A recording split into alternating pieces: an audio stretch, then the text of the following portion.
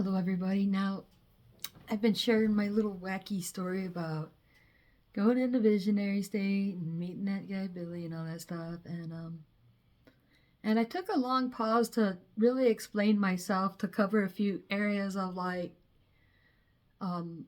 I think of it, what my worldview is, how I think life works in general, what are my spiritual beliefs, what are some of my personal beliefs, how do I deal with truth and discernment and all that type of stuff. Just to point out that, you know, I don't just, I'm not a dummy. I don't just believe whatever. Like everything I'm talking about, I've given a lot of thought to, and I'm well aware of like how it makes me look crazy. And that's kind of where, in a roundabout way, I feel like I'm really just defending myself to some extent. Like I know I'm kind of a goofy, crazy person because, I'm a nonconformist.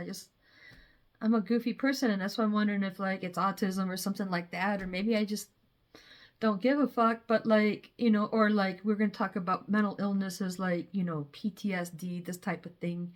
And so I've had to talk about stuff that I should probably keep it to myself, but it's just if I have to listen to people tell me I need to get help and I'm mentally ill, then those people also need to listen to me tell them why they might be a little bit right, but it's not fair to what you call judge me or punish me and stuff like that. And that's my problem, is I feel like there's always been sort of like a type of social persecution against me, like I'm being punished because I shouldn't talk about this. So when I wrote to Bill Leeb and I went to met him, I was ultimately punished because like I shouldn't go around talking about weird stuff like this to guys like Bill Leeb. Like this guy, like, as far as I'm concerned, when you listen to Frontline Assembly and all those type of bands, it's all weirdness, it's all craziness, and we love it. Not to mention, it's about craziness, and it's about, I think industrial music a lot of times is about mental illness, and it's not only that, but it's like a lot of the suffering that's happening to people on Earth, it's really all inflicted by people, like whether it's self-inflicted or inflicted by other people, that's what it's about. And that's why my story is kind of relevant. I'm like, I was born to be part of industrial music. I feel like I'm more like second generation. No, I'm more of an outsider, like looking from the outside. It's something I like. I feel like I just wasn't there for it, and that's something I've always kind of been sad about, is I missed everything because I was born too late. So, and I got stuck in the Florida Keys, so I didn't get to Denver till 95, and by then it was already, like all the good stuff was over, and then from then on it's all been like fake ass shit, so like anyways, music's really important to me, and I don't know what to do because it's a changing world. So anyways, getting back to the point being is like, I wanted to take a long pause to kind of tell you like where I'm at intellectually, where I'm at mental health wise, and not to mention, I'm in transition and I'm just trying to get out of this house or something. Like I don't even know if I'm gonna be here or move back to Denver. I don't know what I'm doing this year. It's like it's kind of exciting and it's kind of scary all at the same time. So anyways, I've been really looking forward to coming back and sharing my story and where I left off. So like the first leg of my story, I'd moved to the Florida Keys with my parents in 81. And that first year there, that's when I met Billy in the visionary state, and he was being cared for by Rosie and Howard. Now I actually made friends with Rosie in real life, and she and Bill Leeb do not know each other. So that's the funny thing, is I think the only connection there is that Rosie became a good close friend of mine, and I could talk to her about all this stuff, and she's the only person that hasn't tried to talk me into giving up on Bill. She's always thought that if I feel like it's the right thing to do, then I should do it, because she's also had visions and stuff like that. So the next thing is I just feel like it's really impressive, actually. So that's why it's also fun to talk about this to me. I'm really impressed on how, oops, I'm kicking the thing that the camera's on. I'm really impressed how this stuff works. So I mean, going into visionary state itself is a revelation, and I'm being shown like different ways that it works and how like you can see things that are truthful, but you can also have tricks being played on you. You can be deceived to beings that use visionary state very easily, and this is a super important lesson, especially if we're looking at like what's going on in the world today and all the people who have spiritual like religious beliefs actually that are causing them to want to have fights and wars and willing to sacrifice lives for what they believe in. And that's where you just like Bill Maher will say, hey, be honest about what you know and what you don't know. So a lot of these people think they know what they're talking about, and they don't. And for all we know, I mean, why would God tell you to go kill someone else, right? So that's why it's really important to think about the reality that the visionary state is happening, that beings are communicating through it to us. Because, I really felt like they pulled a number on me, and it's been really embarrassing and humiliating. And it's like, not that I've ever had a good reputation, but it's just been making me look bad. It's just like. And it adds more fuel to anyone that wants to prove that something's wrong with me. Like, look at her going around talking about this. Well, again, there's plenty of other people who experience this, and lots of movies and stories that are about this, because it really exists. And that's probably a lot of where the input that goes into the Bible comes from. And that's why, I'm not a religious person, but if you just want to be knowledgeable, you would want to read the Bible, because so much things that tell us about the culture we're in. And there is stuff in there that's truthful, because truth is truth no matter where you find it. That's one of my biggest precepts. And so when it comes to people sharing an unconventional part of life, our high school textbook doesn't have anything about visionary state in it, does it? That doesn't mean it doesn't exist. Just because conventional science does not state that visionary state is going on, or anything we consider paranormal. We're still fussing over UFOs and stuff. We're not really sure what those are.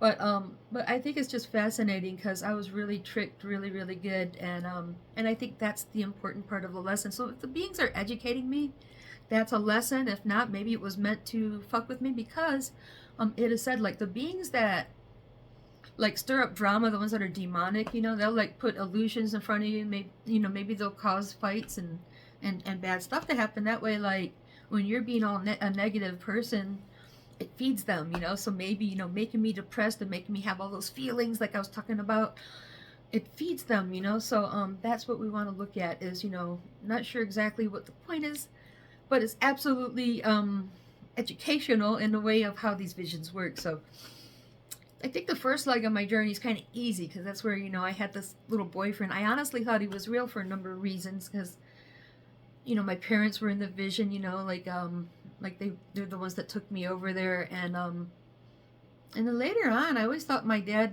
and my sister were I thought they were teasing me about it one day. I thought my dad was kind of teasing me about that, because he'd say something like, really Bob Billy, really Bob Bill, really Bob Billy, Buckshot, Billy Balmstead. So he had like all these Billy nicknames. So I kind of thought he was teasing me over Billy, like, because I remember him saying something like, remember Billy, I think around the time he wrote Bushido, he might have mentioned Billy. So, it's just the way it was sprinkled in. It seems like my family should have known about him, but at the same time, my dad just has weird little jokes, because maybe it's something he saw on TV, because I brought that up to him, because I told him later on, I thought they all knew who he was, because, I thought he was teasing me. He's like, no, Jody, that's just something, I heard on TV or whatever, Anyways, so yeah, there's that's why, I love all these coincidences, and I also mentioned in those other videos later on, like when I was about 18 or so, there was the older lady in the straitjacket screaming for Billy, just beautiful coincidences. And that's again where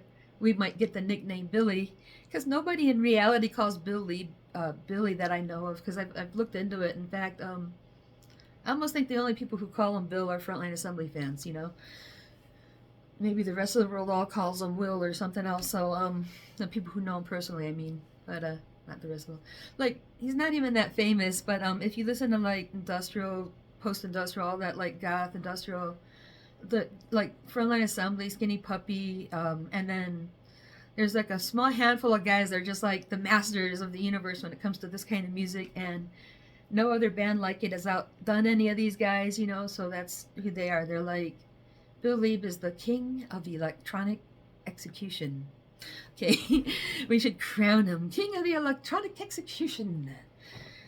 So he's like, yeah, he's amazing as a musician, like if you don't know who Frontline Assembly is, it's something you would only be interested in if you're, if you like like heavy electronic music and you really want to hear that, you know, it's kind of like, some people think of it as like the heavy metal of electronic music, you know. So it's like that.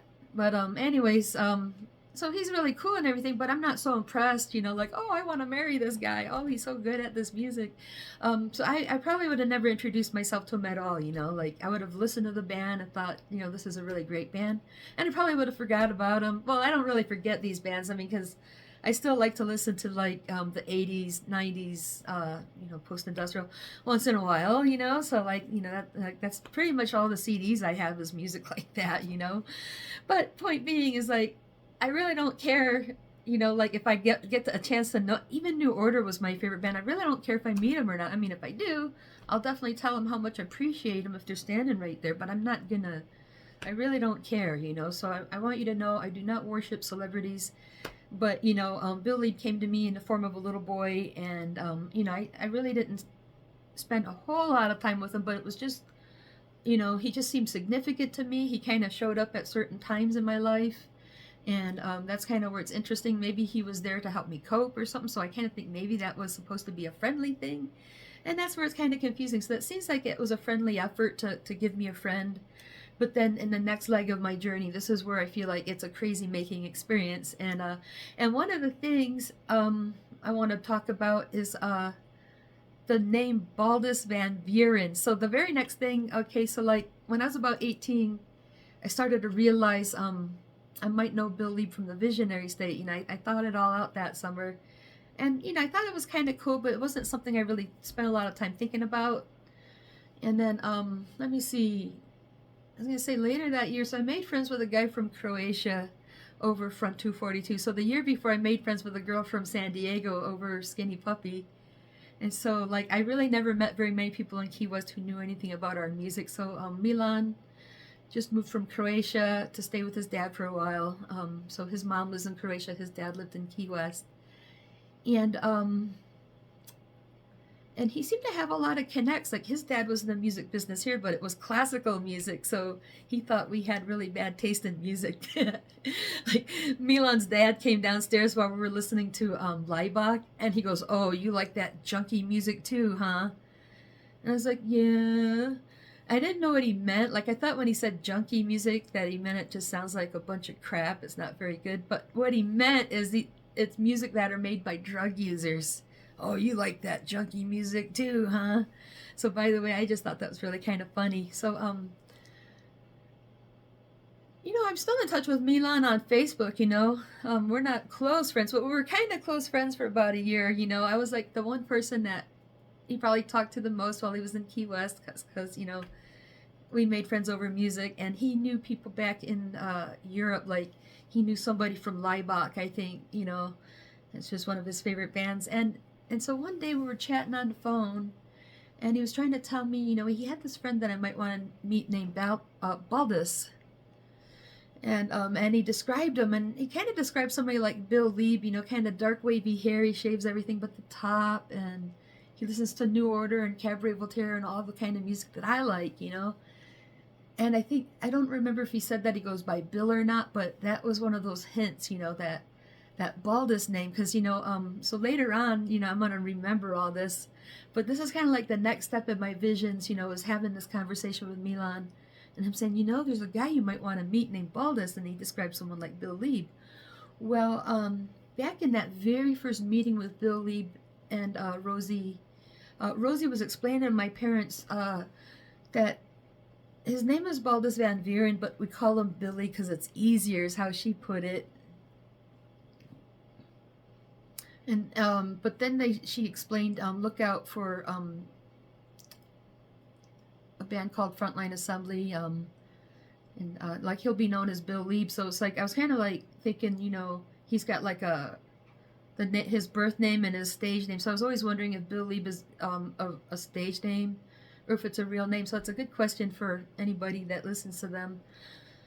And so anyways, very first time in those visions, like this is early 1982, and then the very next time we went over to see them, me and Billy stayed outside while my mom went inside to visit Rosie, and he explained all the same stuff, and he said to me, my name is Baldys VanVuuren, but they call me Billy. And he said because he doesn't like to go by his regular name because his brother calls him mean things, but he can't say it's because it's naughty. And I'm pretty sure, like, he was going to say bald ass, so, like, Billy didn't want to tell me that. But, so yeah, so those 2 times, boom, and then Milan. So this is where Milan brings it up. Now, later on, I had a friend in Denver named Daniel. So I made friends with a guy because we like to talk about UFOs and psychic stuff, and I let him come and stay with me a little bit because, you know, he was on the streets for a bit, and I thought he was a pretty good kid, so I trusted him a lot, and he turned out to be a little weasel, like, you know, he was just a rat little thief. I thought he was such a good person. Maybe I see the good people even if they're kind of fucked up, right? But anyway, so Daniel said he had this friend named Bob. Not Bob, but Baldys. He said he had this friend named Baldys. Now, Bob's another story. I got to tell you about that, too. Now, he had this friend named Baldys that he wanted to bring over while I was at work, and I gave him permission. And after Baldys came over, my 45 collection was gone, or part of my 45 collection was gone. And he said something about Baldys looking in there, and it was like some of my best ones, and I got really mad, and I took those. I took the rest of the 45s and just sold them off. And the funny thing is I went back in there and I think I was going to go buy them back. And I went in there and the lady said the weird thing is somebody came in right behind me and bought the rest, and she described somebody that could have been Bill Leeb, you know. Anyways, Baldys got a kick out of my parrot because it sounded like a little tape recording of a dog growling, you know. They were like tickling his feet and saying, sounds like the tape recording of a dog growling. And this is kind of funny because one day the landlord came over to me and told me, you know, that there's somebody that lives across the streets complaining. It sounds like we've got a tape recording of a dog growling. The Baldys, let's see, Baldys came up, I went to Visionary State in 98, and my friend Jason told me that Bill Leeb lived in the building, like he lived upstairs, and that I'd see him around and a couple different things. So we're going to talk about that more later, but he brought up that Bill was going to be living in my building, and I found that name Baldys VanVuuren on the mailbox. I think 99 is when I discovered that, and I honestly thought, you know, oh my God, they've been telling me all this time and I wasn't listening, because like when Dan brought it up, like I think Baldys had been by and he told me about their visit and everything, and he said, don't you remember? He said, you used to play with them when you were 6 years old in Rosie's backyard. Don't you remember? So I think I've introduced, so we knew Rosie by then, and Dan had been over to her place. So he's like telling me I should remember this. Like, Jody, you're very forgetful. Why don't you remember this? So he kind of helped make me think about that. Like, you know, and the name Baldys just didn't add up. I mean, if he would have said Billy, it would have probably been better. But somehow, you know, this name Baldys got kind of threaded in. You see how this information now, Baldys and VanVuuren. So I finally found out the hard way, because I tried to write a letter and stick it under their door and be like, hey, you know, this is Jody. I remember you from Key West and all this stuff, and I really love you. Right? So I was told I really need to tell him I love him, right? You know, so I put that in the letter, and it's like, oh my God, that was so embarrassing, because the landlord told me, you know, these people have no idea who you are. And that Baldys and VanVuuren are 2 different last names on the same mailbox, right? So these, you know, so this is where, like, okay, this is probably not Bill's real name. If it's somebody's first and last name, you know, then it's probably not, right? So that was like one of those things that made me look, you'd think I have psychosis or something, you know, like I could totally understand that making me look really bad, and at the same time, super confusing and embarrassing to realize, you know, like, how come I remember, you know, this term, this name, Baldys VanVuuren, and now I can see how, like, now that's like clearly in hindsight, because it was planted throughout the visions, you know, and so like other little stories leading up to, so like late 99, I thought Bill Leeb was living in my building part-time, and stuff like that. So that's the part where it sounds like I have a bad case of psychosis. But like if you see everything leading up to it, then you can kind of see where I feel so embarrassed that I was tricked into this. But I feel like it could have fooled anybody, you know, like I was saying, like, so as I was coming up on the end of 99 and into 2000, so I'm kind of thinking into 2000 is where, you know, like, I really had to find everything out the hard way. And it's like everything was unfolding. It's like I could remember all these instances, like, you know, Billy and Rosie. Like, now it's not so much that I imagined it at that point that it was my past, but like I do remember it actually, you know, fitting in that point in my life. You know, I do remember being there in Key West and meeting Billy and all that stuff, you know. And it's like all this stuff is really doing is kind of like dusting off my memory to where like, oh, okay, yeah, you know, Rosie said it to him, Billy said it to me, Milan Weiss, he said it to me. Let me see. Then Dan mentioned it to me.